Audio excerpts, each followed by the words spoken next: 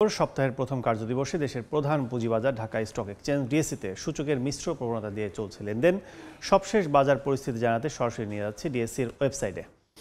দর্শক একটু বলি যে সেটি হচ্ছে যে এখন পর্যন্ত যদি পুঁজিবাজারে বিনিয়োগকারীদের জন্য একটু আভাস দিতে চাই, সেটি হচ্ছে যে 174টি প্রতিষ্ঠানের অর্থাৎ 171টি প্রতিষ্ঠান আমরা দেখছি সবশেষ আপডেট যে প্রতিষ্ঠানের শেয়ারের দর বৃদ্ধি পেয়েছে, সেখানে তারা বিনিয়োগ করতে পারেন। 119টি প্রতিষ্ঠানের শেয়ারের দর কিন্তু নিম্নমুখী অবস্থানে এবং অপরিবর্তিত রয়েছে 98টি প্রতিষ্ঠানের শেয়ারের দর।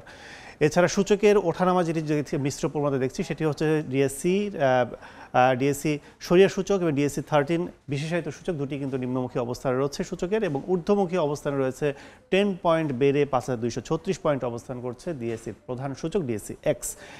এছাড়া এখন পর্যন্ত হাতবদল হয়েছে শেয়ারের পরিমাণ 58,760টি আমরা হাতবদল দেখছি শেয়ারের সংখ্যা, এবং যার বাজার মূল্য 187 কোটি 50 লাখ টাকা। যদি একটু বলি যে শীর্ষ 20টি প্রতিষ্ঠানের মধ্যে যেখানে বিনিয়োগ করতে পারেন বিনিয়োগকারীরা, সেক্ষেত্রে আমরা শুরুতে দেখছি যে শাহিনপুকুর সিরামিক্স, একটি সিরামিক প্রতিষ্ঠানে তাদের শেয়ার দর বিক্রি হচ্ছে 22 টাকা, সর্বোচ্চ ছিল 22 টাকা, সর্বনিম্ন দেখছি আমরা 20 টাকা 80 পয়সা। দ্বিতীয় অবস্থানে রয়েছে বিডি থাই, তৃতীয় অবস্থানে রয়েছে লিন্ডে বিডি, সেক্ষেত্রে 4 নম্বর অবস্থানে রয়েছে আমরা গোল্ডেন হারভেস্ট, এবং 5 নম্বর অবস্থানে রয়েছে অরিয়ন ইনফিউশন। দ্বিতীয় অবস্থানে দেখছি বিডি থাই, তার প্রতিটি শেয়ার কিন্তু বিক্রি হচ্ছে 16 টাকা 30 পয়সা, সর্বোচ্চ আমরা দেখছি 16 টাকা 50 পয়সা ছিল।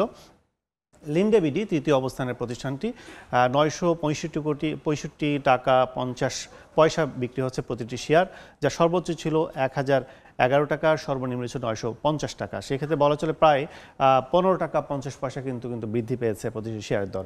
এছাড়া 6 নম্বর অবস্থানে রয়েছে খান ব্রাদার্স পিপি ওভেন, 8 নম্বরে রয়েছে বসুন্ধরা পেপার মিল। তো এই ছিল সব মিলে বলা চলে যে পুঁজিবাজার যে লেনদেন অবস্থা প্রতি সপ্তাহে আমরা দেখি সূচকের গরমিল এবং মিশ্র প্রবণতা। তো এই ছিল সবশেষ অবস্থা ডিএসসির।